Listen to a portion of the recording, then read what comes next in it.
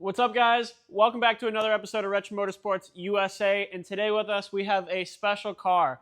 This is I believe it's a 98 320i right-hand drive. This is a Japanese market vehicle, and as you can see, we have a ton of parts in front of me. We have cooling system parts, we have drive belt pulleys, drive belt tensioners, so we're going to be working on the front of the engine on this one. There's a few other things that we might be taking care of, so stay tuned, but for now, here's what we got.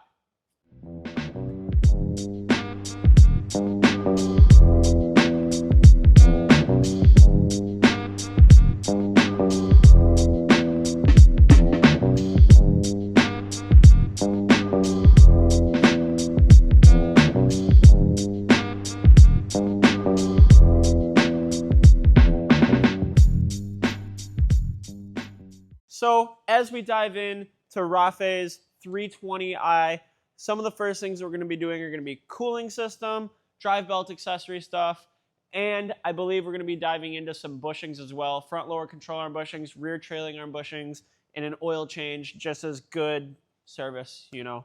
So we're going to get started, drain the coolant, we got the bucket already, start getting stuff torn out, and I'll catch up with you guys in a little bit. So I'm going to start by taking off all these plastics in here. So just all this stuff like this. This car is so clean.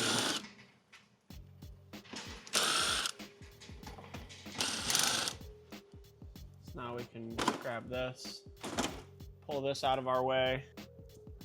So next thing I'm doing here is just disconnecting the transmission cooler. The Jetco transmission, if you guys aren't familiar, this has a Japanese automatic transmission called the Jetco. Also found in some other Japanese cars such as a Skyline and different Japanese market vehicles like that. It's pretty cool that for the Japanese market they chose to use a Japanese transmission because, as you guys may know, in the American market for the automatics, for the standard cars, 328s, 325s, they use the GM transmission, which is kind of neat that they were able to utilize whatever the demographic had in the region that they were selling the car. So this being a Japanese market car, they found a Japanese transmission supplier. Pretty neat, pretty rare. It's known to have a Jetco jerk, as they call it, going from shifts 1 to 2. After digging a little further, I found some people talking about the fact that this does not have a flex disc, which is a fact. It doesn't have a guibo or a flex disc in between the transmission output and the actual drive shaft itself. So that seems to be where you get that jerk from. But regardless, it's healthy for now, so we'll leave it alone. So there's that transmission cooler loose from the radiator on the bottom. Got to do the same on the top because we're just going to leave it here. I don't want to open any of these lines or anything. So now moving back up top, we're just going to take radiator plastics off.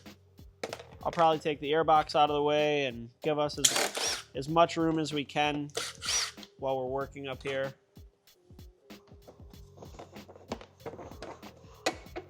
I don't know if this has ever been out before because that was in there pretty good. And then this guy, I'm actually going to take off down there.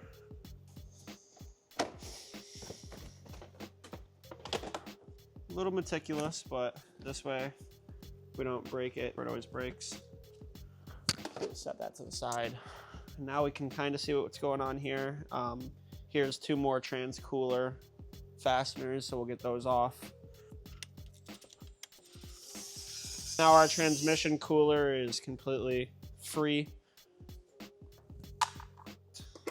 Get the airbags out of the way. Lose that, or that metal clip that just fell, but airbox comes out pretty easy. So now, as you can see, we've gotten a bunch of the stuff out of the way. Now we're finally to the radiator. So just for ease of removal, what I'm going to be doing here is I'm going to be disconnecting from the thermostat housing. Not going to be removing the hoses separately. I'm just going to pull it out with the radiator itself.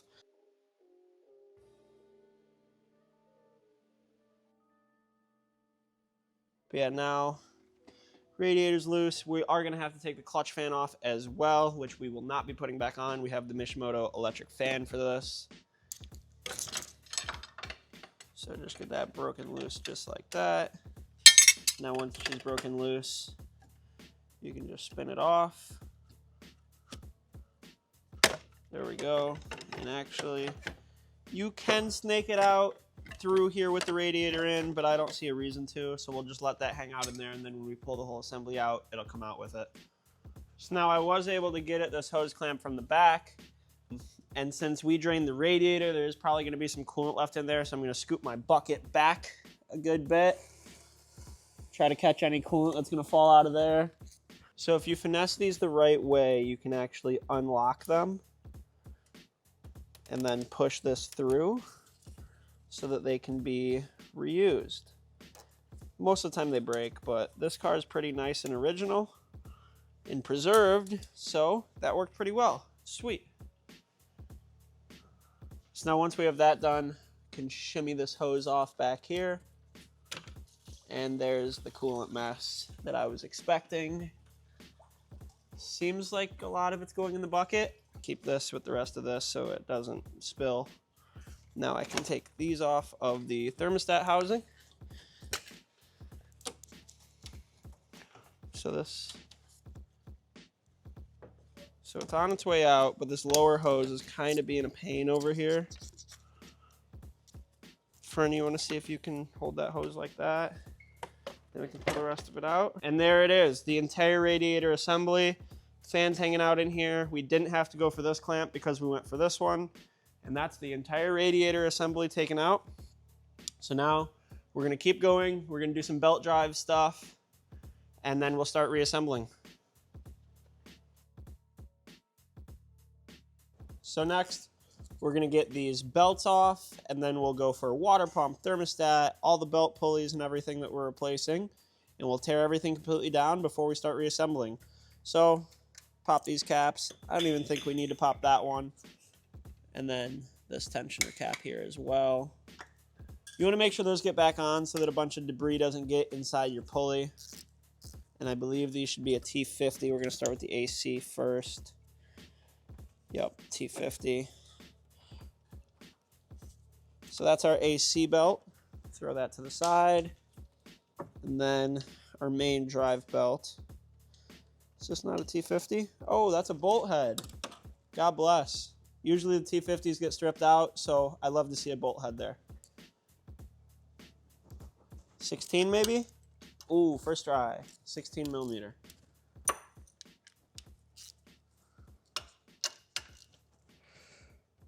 Compress the tensioner. Then we can just pull the belt off and release all the tension. And then there's our drive belt. Again, throw that to the side. These belts actually look pretty good. This one we're going to assume is original. It says BMW on it. No cracking, still in good shape. So this one we'll probably keep around as a spare or something. Let's see how our pulleys spin. That one spins really good. You can tell it's been replaced. This one's making a little bit of noise. And then how's our AC tensioner pulley? AC tensioner pulley looks new, and so does this one up here on the alternator, and they both feel pretty good. Water pump spins pretty good. About power steering. You want to feel a little bit of drag on power steering, and alternator feels good. Sweet, now we'll just spin the crank like that, right? No, that's not how that works. So here's a little interesting piece of information. So this being a Euro car with an M52, you can see here this is actually going down to our crank sensor. If you have a American M50 or OBD1 setup, you'll probably have this similar coming down to a crank sensor in the front here, reading off the balancer. But if you have an OBD2 car that is a US spec, your crank sensor is going to be at the back. There's going to be a little hole in the block, and that's going to be where your crank sensor is on a late model or OBD2 328, M3 with an S52 or a 323. But this being a Euro M52, Japanese market M52, they retain the crank sensor up front. So we need to be mindful of that. The positioning of all this stuff is pretty critical just because you don't want it to get sucked into anything. And we just want to get this out of the way so that we can access this thermostat housing right here. There's 113 here. Break that loose. Definitely do this stuff by hand. This is not stuff that you want to use the impact on. And actually, got to loosen this one up too. just to get this engine lift bracket out of the way. I guess once you break the stuff loose, you can use an electric ratchet, but for intentions, we want to use hand tools here so we don't break anything. And then you got 3 more 10s. So yeah, break these loose by hand. There's going to be 1 down here, 1 over here for a total of 4 fasteners holding on the thermostat housing. Leave that there because you don't want to mix up the top bolt and the bottom bolt. They're different lengths. And then just break that loose just like that. You're going to be greeted with an O-ring as well as your thermostat. So a lot of these have an arrow on them or a small pintle hole at the top so you know which way is up. It comes out with the thermostat itself, the thermostat spring inward. So remember the orientation of this when you put it back together, or else you'll have sealing problems. Been there, done that. Don't want to deal with that. So that's the thermostat housing. We'll put that to the side for now. So now going for the water pump, I'm actually going to contradict myself. I'm actually going to go with the electric ratchet right off the bat because you either have to hold this while you break these loose, or just a ratchet like that with the instant torque. It'll break them loose. Now we can get all these out. I'll just go ahead and zip them out. I know we have a new metal pulley for the water pump that we're replacing as well. These plastic ones, they're actually like a composite. I've commonly seen them cracked and broken as well, so a good upgrade is a metal housing. Now we might need to knock on that a little bit to get it freed up. But yep, that's that pulley, and then I'm going to go ahead and take these bolts and just thread them right back into the water pump. So now again, when I hit these water pump bolts, I'm going to go with my hand just because you don't want any complication here. Don't want to make any mistakes to where you'll end up getting the tap and die kit out. It's not fun. Once you break them loose, I guess you can grab the ratchet. Then the electric ratchet, that is.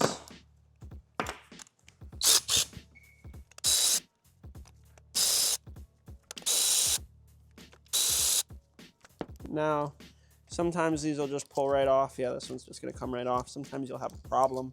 And there's this little hole here. You can actually take one of these small M6 bolts and run it in both sides, and it'll push the water pump out. Before I do that and make a big mess, I'm going to scoot the bucket underneath there. So now that I've got my bucket here in the crossfire, you know what? Let's go ahead and use these. So you just thread these in here like this. And now this side's starting to push. So keep on tightening those down. Alternating sides. You know what it's actually doing. It's pretty neat. BMW engineers definitely got that one right. Oh yeah, there's the gush. Happy at my buckets right there. So now before I start disassembling pulleys and tensioners and stuff, I just want to see what we have to make sure that we have the correct stuff. And what I'm noticing here is the automatic tensioner here is a little bit different than the one that we were sent. I know BMW used 2 different styles back in these days. So this is AC stuff here. This is our alternator pulley, if you will. And then this is the tensioner. I believe it'll still work, and if it does, we'll use it. But there were 2 different styles back in the day. This one is just a little bit different, but I believe it will still bolt on. So we'll get this out of the way.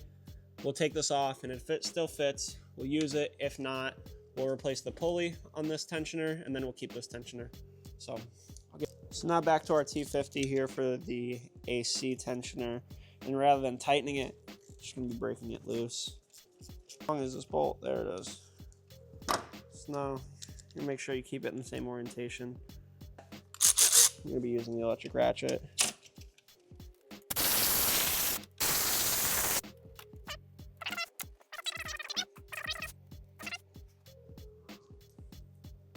So here we have the new tensioner.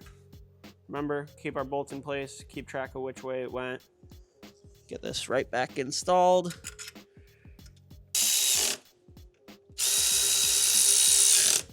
And then I'll give those a final torque by hand. Remember, torque spec is good and tight here on this German automobile.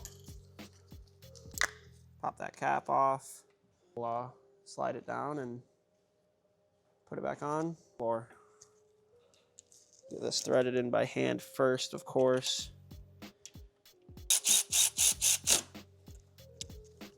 And then this we actually do want to torque because it's on a bearing, so we don't want to over torque or under torque it. Now, according to the manual, these get torqued to 17 foot-pounds. So there we go. Come on, can I have my socket back, please? Thank you. Next, we're going to work back over here to this tensioner, our 16 millimeter.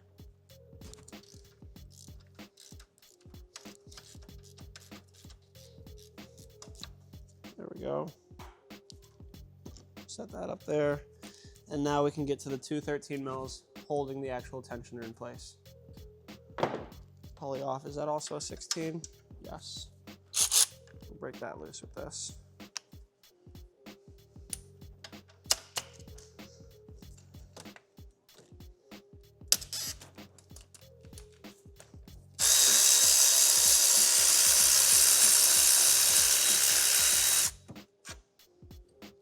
That also is an alternator mounting bolt, so it's an important bolt. So 13 here, and then there's another one hiding down here.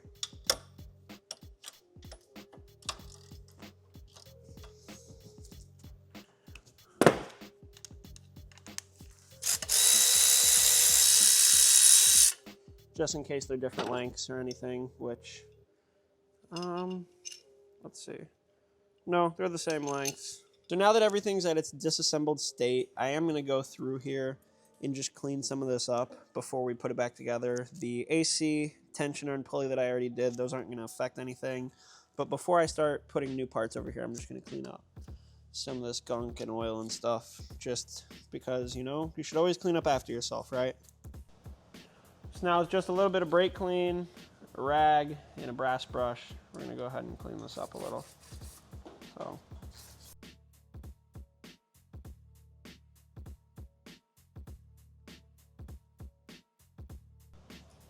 So now you can see here, timing cover's a lot cleaner here behind the tensioner. There's some little crevices I can't get in, and I'm not gonna worry about it too much, but that's pretty clean. You can do the same thing over here by the water pump. Just a good spring cleaning, you know? Oh, and my flashlight's in the bucket. Nice. All right, so I'm back here with the new style tensioner, and like I had assumed, it does bolt to the actual block itself the same. So we are going to be updating to this style tensioner, which means that we're going to be running the new style rather than what we found in the car. But it's not going to make a difference. Everything's still going to fit the same. Well, the tensioner comes fastened to the bracket, and then we're going to fasten the bracket to the actual engine. We'll get this in, and then that'll be done. Then we'll move on here to the cooling system, water pump, thermostat housing. Clean all that up, and then we'll start really, well, we're already reassembling, but then we'll start getting to the meat and potatoes, which is the water pump, the thermostat, and then we'll start setting up the radiator, the electric fan, and all that jazz. Shout out to INA for giving us the hardware required, because that was the only thing I was slightly worried about, is it's different hardware. And since they supplied it, we didn't have to worry about looking for it.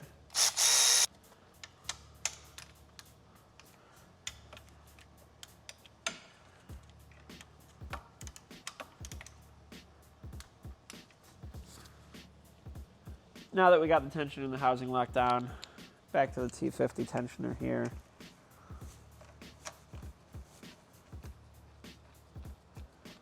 Get this threaded in. And again, torque down.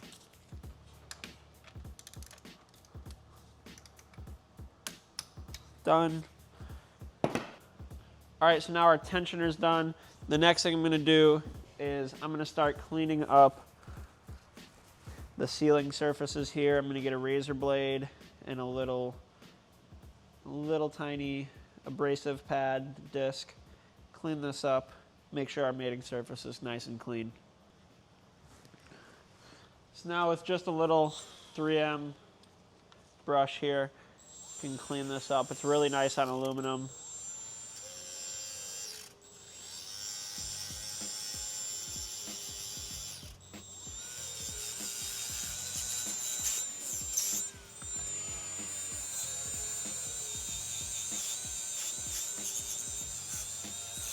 Makes quick work of cleaning up this surface. Sweet. Now I can pull my rags out just to make sure no shavings or anything get in there. Kind of wipe this off too. So now if we come over here behind the car, we have our piles of parts here.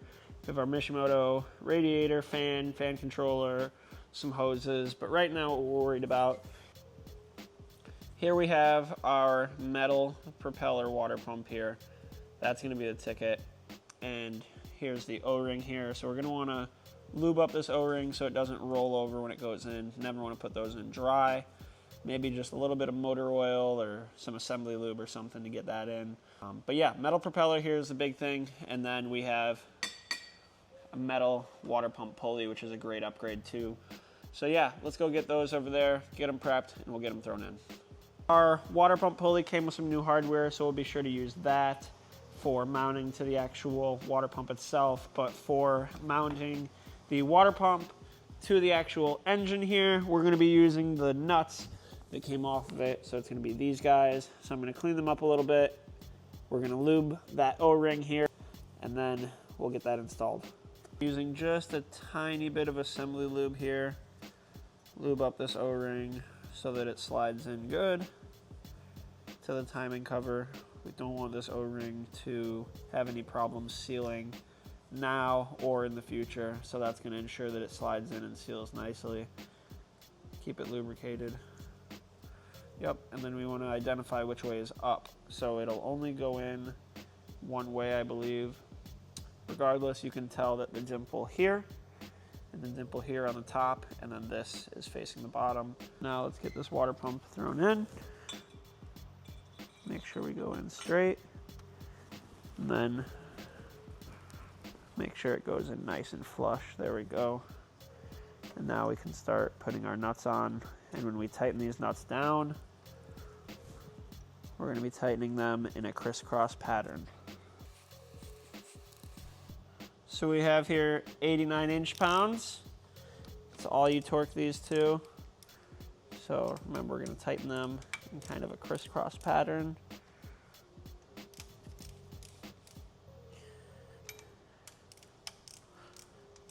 To ensure that it seals evenly. And then on the last one, there it is. Torqued to 89 inch-pounds.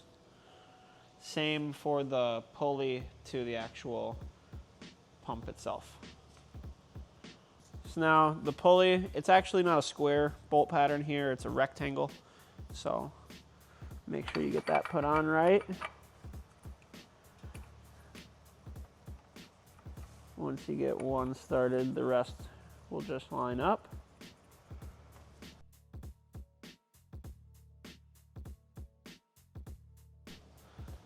Now that that's done, we can move on to the thermostat and thermostat housing.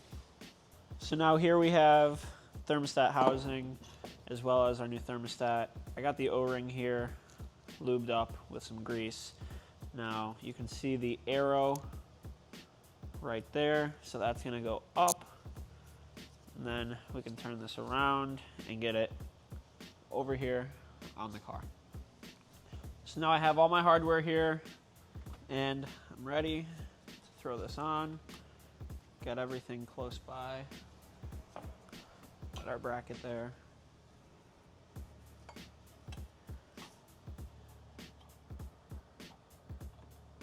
And now I'm going to try to get my 3 main bolts in. The 10 millimeters, the M6. So we're right about there. And once that's held in place with no pressure, just want to get the bottom in, making sure that everything threads in nice by hand. And then now we can get our bracket. How's it go? Just like that.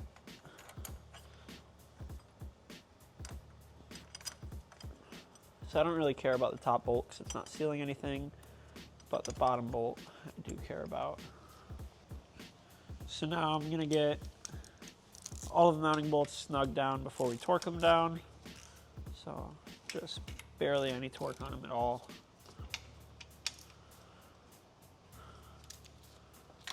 And now we'll torque them. All right, so the 10 millimeters get torqued to 8 foot-pounds, and the 13 millimeter, the M8, gets torqued to 17 foot-pounds. Kind of overkill with this torque wrench.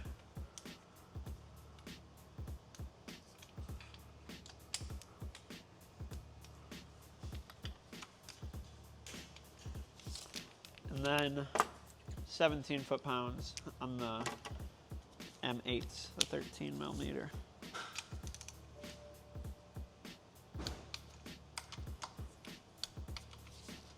Done. Thermostat housing is sealed. Next, we're going to swap out our last pulley. Even though you can tell it looks newer, we have a new one. So we're going to swap this guy out right here. And then we'll get this mounting bolt for the alternator tightened back down at the 16 millimeter. Good. All right, guys, so now that we have all of the drive belt items, as well as the water pump and thermostat housing sealed up, we're gonna finish off the drive belt situation with some fresh Continental belts. Then we're gonna move on to the radiator, the expansion tank, the fan, and some fresh hoses. After that, we'll dig into our suspension bushings, an oil change, and then this thing will really be ready for the road. So now I'm gonna start with the drive belt. Honestly, I think I've just kind of memorized how these go over time. So it goes just like that. And actually, I always leave the easiest thing for last. So there it is. And then now I'm gonna need my T50 down there. My T50. So I'm gonna be holding the tensioner down for about 20 seconds. I forgot where I read, but I read somewhere once that with these tensioners, you want to cycle them a few times, fully compressed, fully decompressed, and then hold it fully compressed for about 20 to 30 seconds before you put them into service. So I've always done that. Maybe it's a myth, I don't know. There we go. Good tension. And then now that we're done with our tensioner here, we can get this cap put back on.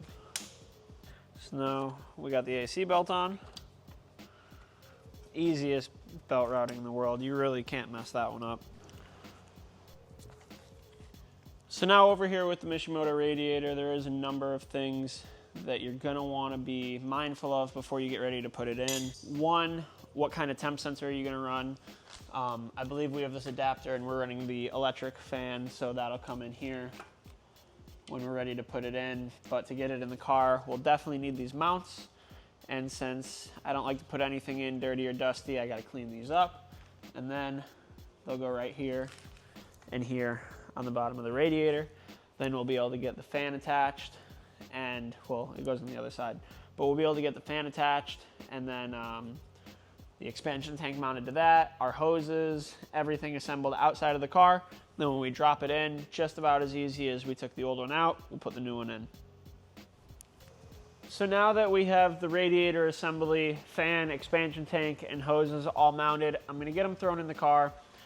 I have my mounts down here that I cleaned up. I have these zip ties here just holding this in place so it doesn't flop all over the place.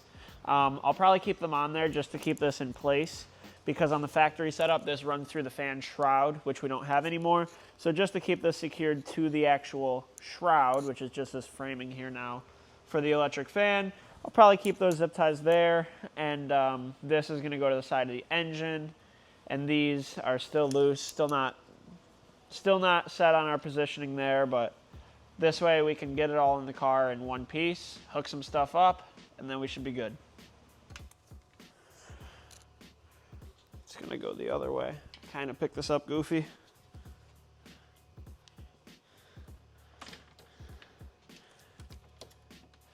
Make sure we're not getting caught up on anything like this hose right here in our E-fan wiring.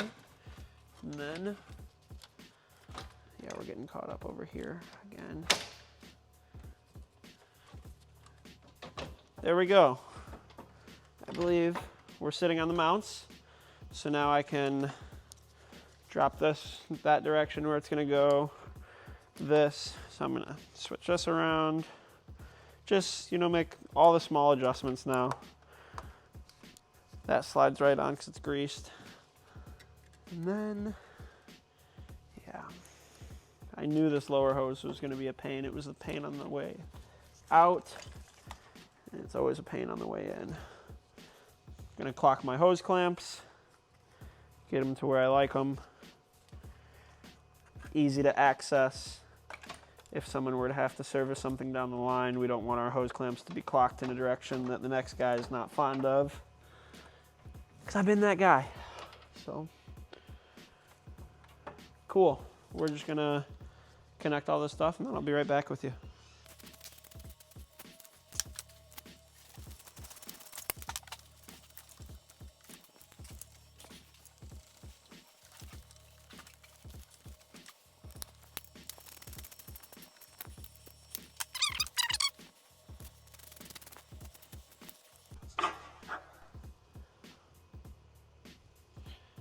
So now that I have the radiator hoses connected, we have the overflow connected, which I might zip tie this here just to keep it in place.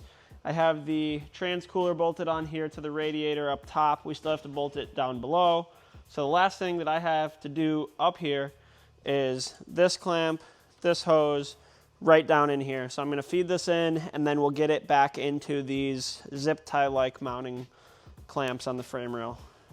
And then we'll take it up, we'll mount the trans cooler, and then we'll bring it back down, start putting the air box in and everything like that, and then we can move to our fan controller wiring. So now I have this hose back here going to the side of the engine tight. I'm gonna get the hose back in these clamps here, these little fasteners, almost like zip ties. So get that in there.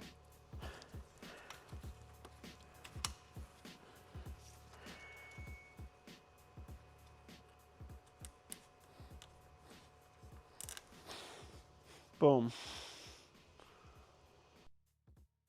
We're down below, just kind of cleaning some stuff up. Bunch of coolant drips and everything. We'll flush it with water when we're done. But I got the trans line bolted back up there to the radiator. And then these zip ties to hold this hose down here. Make sure they're clocked down so that they don't swing into the radiator. So now I'm gonna work on the fan control wiring.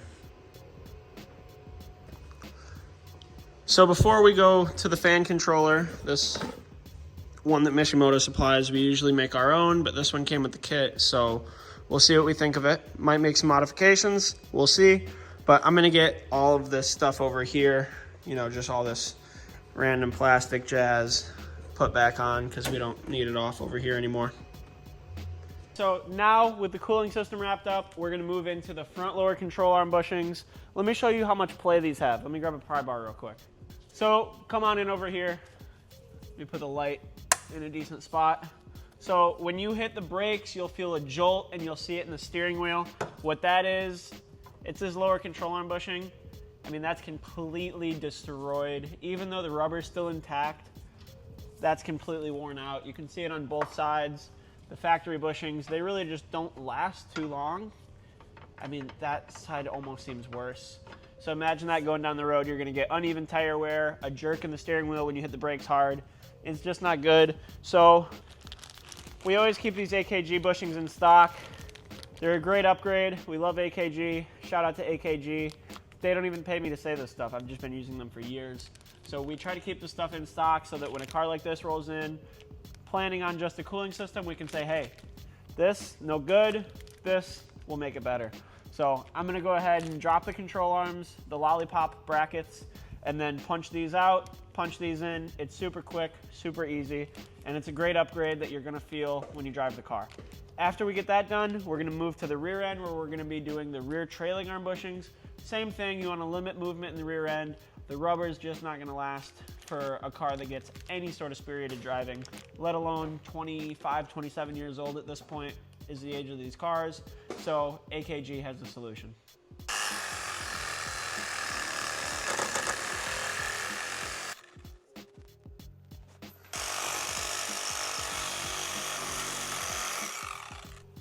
All right, so now I use a Sawzall, cut through these bushings. Now you can get these off. There's the driver's side. Well, actually the passenger side on this. And then here's the right side. So after you get that bracket off, you can slice through the rest of this, pry it open, and then it should come off pretty easily. These are for the ones that are stuck. Sometimes you might get lucky, they might just come off, but typically you gotta cut the factory ones off. So we'll get these beat off, and I think this side's, yeah. So just slice through it like that, and then you can knock it off. All right, so here we got the old races from the factory bushings knocked out of the lollipop or lower control arm brackets. Now we have the AKG 95A polyurethane bushings that we're gonna be tossing in. Gonna clean these up a little bit in here and then get those tossed in and get them thrown back on the control arms. Gonna put a little bit of grease in here just so they slide in nice. All right, so I got one bushing in. Now I need to get the other one in, so it's gonna go in right just like this.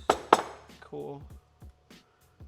Get just a little bit of assembly lube there, some grease.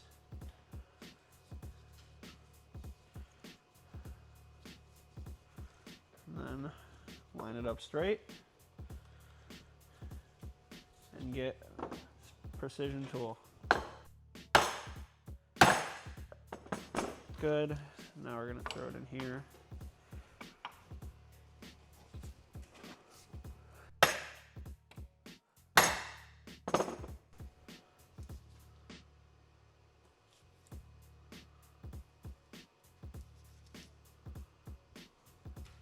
Now that we got our lollipops back, just gonna get this one thrown on here on the right side, which in this case is the passenger or driver side rather than passenger, and this one left side. See, they go on so easy, and then you can just spin them and line them up. These lollipop brackets, the lower control arm bushing brackets, line back up. I usually use a punch piece like this, and just, you can see it snaps right into place, and then you can run your hardware back in. Should never force these in. You really do not want to repair this section of the car unless you have to.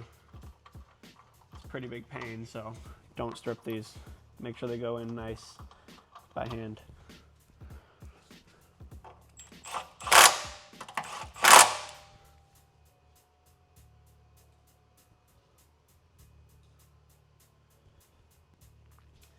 So now back here, we're gonna get to doing these trailing arm bushings. You can see, if I can get the pry bar in here, tons of movement there. So when you're going down the highway and it's doing that, I mean, that's definitely part of the tire wear here, as well as just the entire rear end of the car feels like it's floating around, and that's pretty much because it is. Pretty much active tow while you go down the road. So again, we have these in stock, these AKG 95A. Gonna throw those in there and it's gonna feel so much better. Both sides, pretty loose.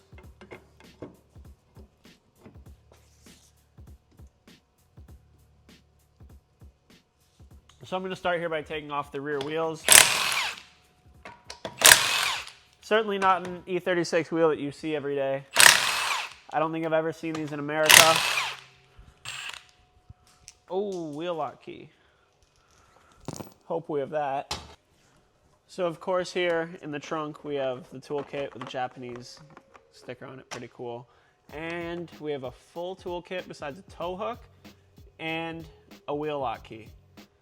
You know what? Everyone should have a tow hook.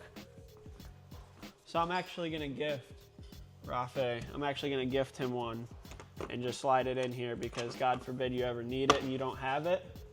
It's a bad day. So now Rafe can say he's got a complete tow hook minus, I think, the sunroof piece that goes right behind this wrench here. Let me know down in the comments if there's anything else he's missing. He does have a triangle in here that says BMW on it. I'll show you guys in a second, but we got the wheel lock key. That's what we were coming for. And we even left the tow hook.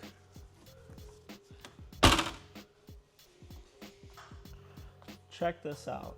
This is the cutest little wheel lock cover I've ever seen.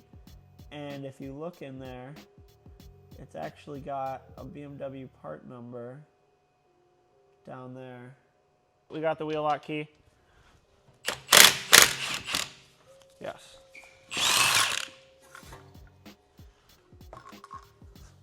How's everything looking here? Besides our trailing arm that's dancing, spring's not broken, brake line's not rusted. Looks pretty good in here. These shocks are completely blown. Can you see that? Yeah, the other side is, well, you'll see in a second.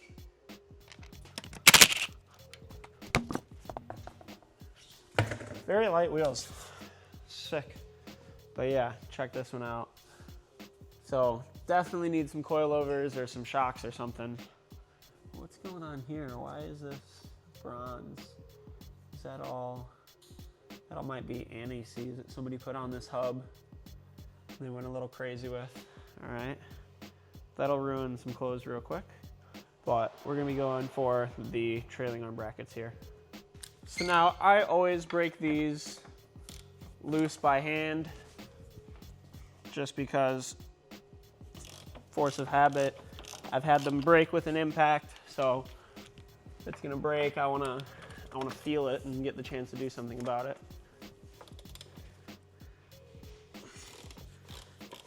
2 out of 3 good.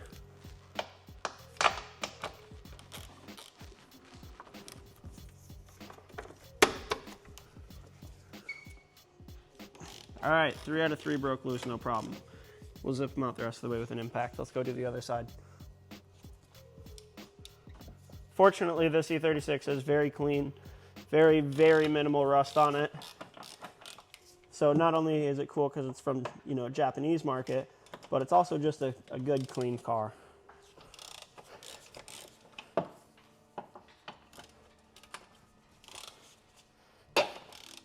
All right, we just went 3 for 3 on this side as well.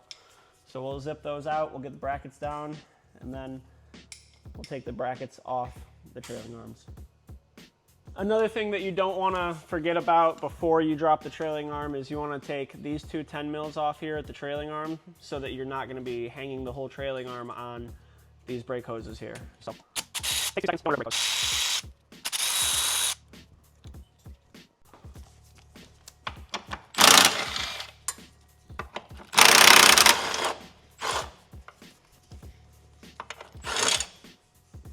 These bolts look great. They look like brand new. Still coated in zinc. A little bit of spring tension, but definitely not a lot. Not enough to worry about removing the shock or the spring or anything. It'll go right back up. You want to make sure that when you pull these out, you have a good witness mark so that you can put them right back where they came from so that you don't have any alignment changes. So now anytime that we have this trailing arm down, we want to be inspecting around here. Might grab a rag and just wipe it down. Just to make sure there's no cracks in here, because just like the subframes are weak, the trailing arm pockets are known to crack and tear out just as much. And that's why they make reinforcement plates for these. In a car like this, we don't feel it's necessary. The bushings will be a huge upgrade. but since it's down, we certainly want to have a look around for cracks or anything like that. But this side looks great. We'll check the other side too. So after you get these knocked out, we'll burn the bushing, cut the race, and then we can get to our new AKG trailing arm bushings.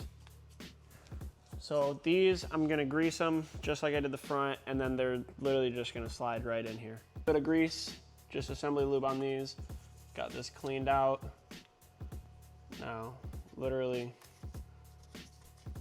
put these in straight, and you can pull them together with your hand, and then the sleeve goes in. It's that easy to install these. So after you have your bushing installed, you can get your trailing arm bracket back on. You can see it's nice and snug. Just work it into place.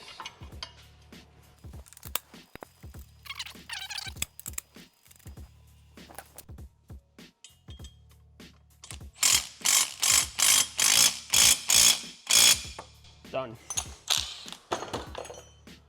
Now we'll go do that to the other side, and then we'll get this back up in the car.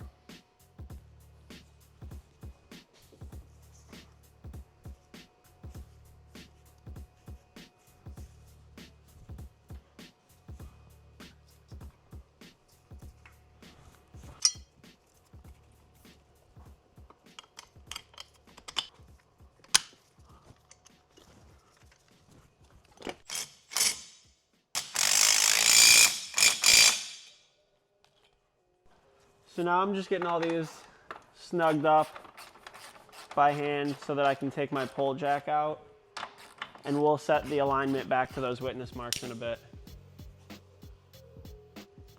So now you can see I have the trailing arm right back in the same spot that we took it out of. So I'm gonna snug these down.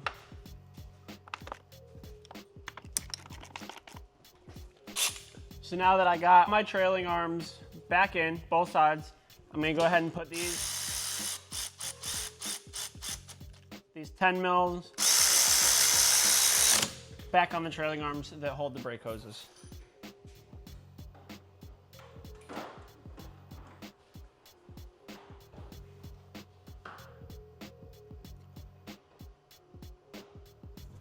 So now with our trailing arm bushings done, we can get the rear wheels back on.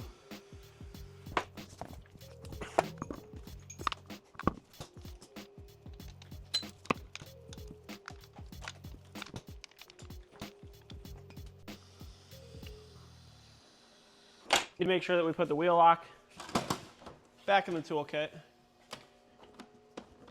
because without that, heck of a time getting these wheels off. So we'll put this right back where we found it. It's actually going to fit better over here now because we added a tow hook, remember? Done. So now we didn't show this, but here is the wiring that we came up with. Got a nice Deutsch connector right here, a little bit of a P-clamp type thing to hold the wiring so it doesn't droop, and then everything is loomed running up here. And here's the Mishimoto controller here. Got a ground running down. It's not on a left-hand drive E36, there's a great ground location here, but with the booster, there's actually not a good ground location. We could go to the strut tower, but that's kind of ugly, so we ran a nice ground down there to the main engine ground. But yeah, everything's nice, tidy with the relay, and looks good. Can't have any sloppy wiring around here. So now that we got the cooling system wrapped up, the suspension wrapped up, the last thing that we're gonna be doing is just an oil change. We got a filter, we got some liquid moly oil, so let's get those drained. And then, well, actually, I'll probably do the filter first and then start draining it and then fill it. So now here for our old filter. Got a plastic bag to put it in just so it doesn't leak all over in my garbage can. See if I can do this without getting oil on all our new parts. Now I'm gonna pull the filter off, drop that in the bag. Now we have to swap the O-rings.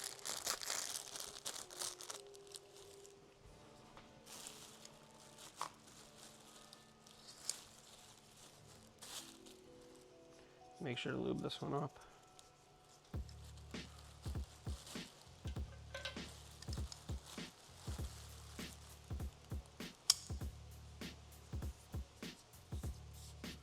Then we can take our new filter.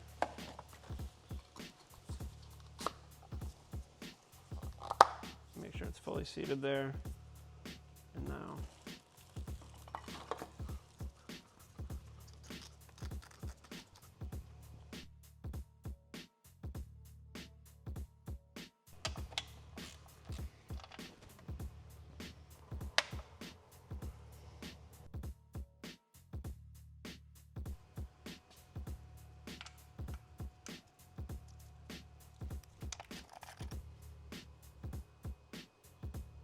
good. Do not want to strip the drain plug.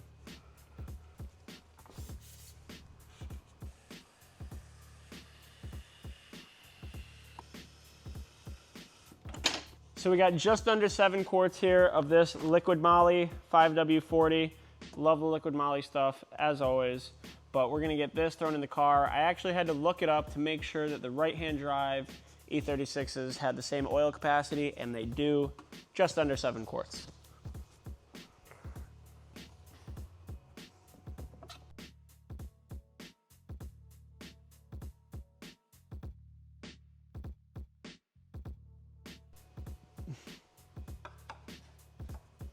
Well, we've been at it all day. We've been busy. Full cooling system, front control arm bushings, rear trailing arm bushings, and an oil change. I think that's it.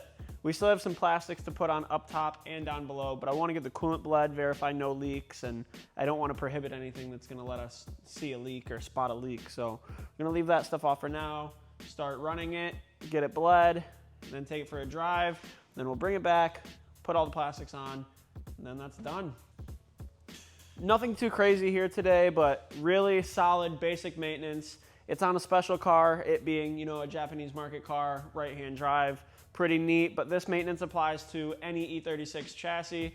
I guess trailing arms don't apply to a TI, but it's not an E36 anyways in my eyes. So some good stuff. Stick around, we'll go drive it, and then we'll check for leaks, and that'll be it. First start with new belts, new pulleys, new cooling system. Squeak is normal, just some coolant on a belt. Taking coolant. Might not take coolant until the thermostat opens, but everything looks to be spinning nicely. Oh, we got some bubbles. Want to make sure the heat's on full blast here while you do this, because you want to make sure the heater core is filling up. All right, guys, so it's the next day. We drove this thing yesterday. We got it bled, got our coolant in, took it around the block, made sure we had heat. After that, we let it sit overnight, pressurized, came back today, system's holding pressure, so that's good. And now I'm just going around making sure I don't see any leaks, which the pressure tester basically tells me I'm not gonna see any leaks because it held pressure overnight. So now I'm gonna get the last lower panel put on, and then we'll take this thing out. We'll see how it really feels with the bushings, because all we did was bleed the coolant, get it around the block. So we'll get it back up to speeds. We'll hit the brakes, and we'll see if the steering wheel jolts to the left or right when you hit the wheel as it did before. Hopefully it doesn't make any noises, anything weird. We'll just put a few miles on it, feel it out, and then we'll be done, and we'll be ready to give this back to Rafay. We really appreciate Rafay giving us his trust in servicing his pretty rare 320i Japanese spec car. We love to work on these E36s, as you guys know, so stay tuned for our test drive. All right, so not only is this a right-hand drive, JDM E36, and all that is cool, but one thing that I really want to touch on for a second is just how clean and original this car is. No rust, everything's here, everything's as it should be. All of these plastic covers have all the original fasteners. I mean, you can just tell. Look at this. This is a factory paint pen mark right here. You know, we had our paint pen marks, but that's a factory one. And this is all what's called like a cosmoline. It's like a, it keeps the metal fresh for a while. Like these are our marks, but you can just see at various places around the car, it has all of the original plastics, all of the original hardware, and everything's just as it left the factory in Germany. And then it went to Japan, and you know, so this car was preserved well. I'm not exactly sure where in Japan this car lived or what life it lived, but it was well taken care of, and that's awesome. So we're happy to continue taking good care of this car, preserving its original state, and, you know, adding some tasteful modifications along the way.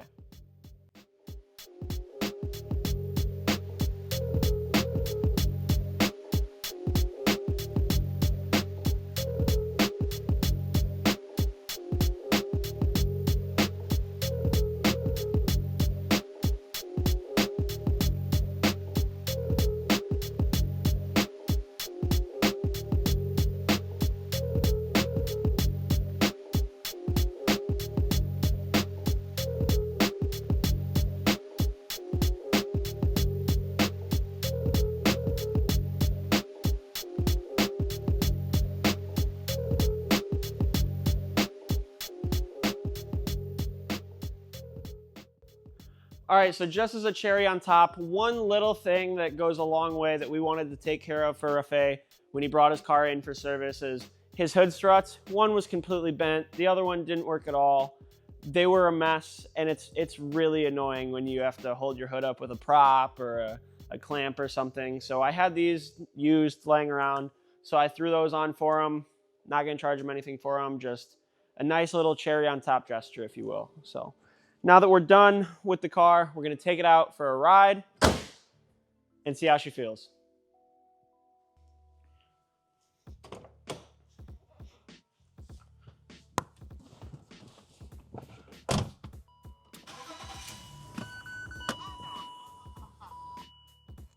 Look at this little light. I've never seen this on an E36 before.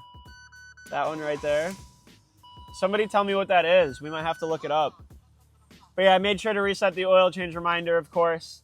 It's just so cool to see a right-hand drive interior. Just little stuff like the light switch isn't up and then you turn it. It actually is clocked at like a 45-degree angle, and then you turn it to be straight vertical to turn it on. That's pretty neat. The whole dash, I mean, it's the same thing, just mirrored, but it's just so different to see it on this side. The check panel works. It says we have a low beam failure, but we looked into that. It's because it has aftermarket LED headlights. No lights on the dash, idling nicely, 123,000 kilometers. So I think that comes out to just over 70,000 miles. So it is a very low mileage or kilometer car. So that does have to contribute to its very good condition. But we've seen low mileage stuff that's in horrible shape. So the fact that all this interior stuff is just in beautiful shape, I mean, someone really had to care about it.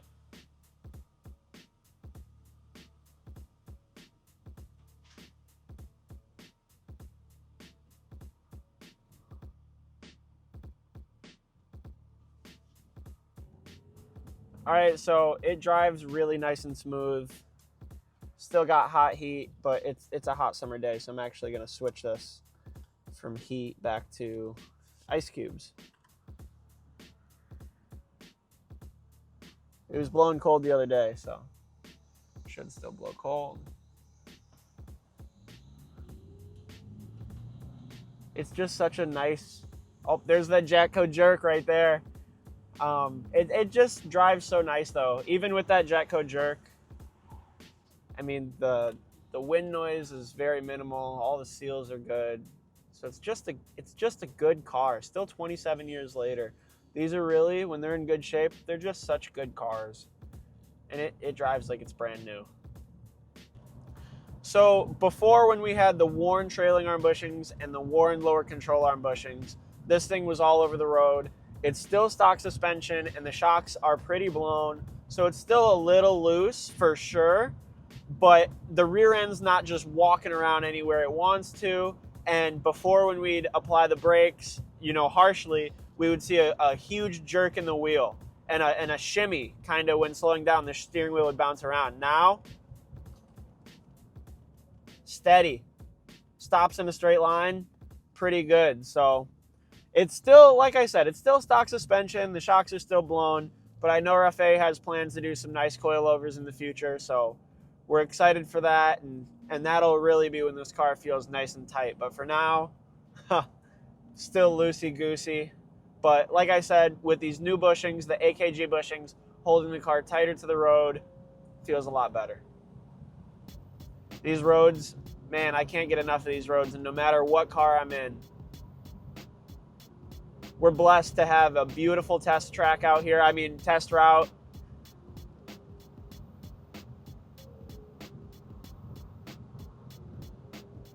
We're doing 120 kilometers, that is. Car feels great. Tiny little shake in the steering wheel, just very, very minuscule at 150 kilometers. And I'm gonna say that has to be a balance in the wheel or something related to those shocks, because the rest of the suspension felt good, no loose joints or anything.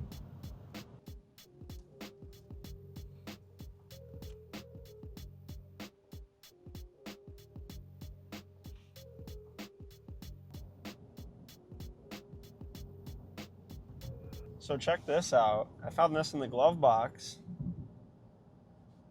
I have no idea what any of it says. That's all I know.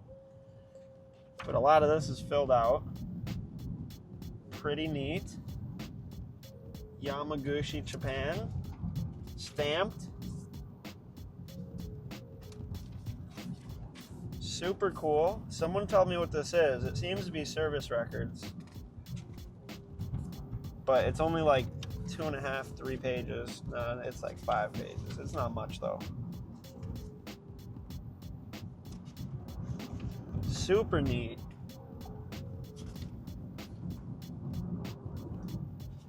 Super, super neat. Definitely not something that you see every day here in America.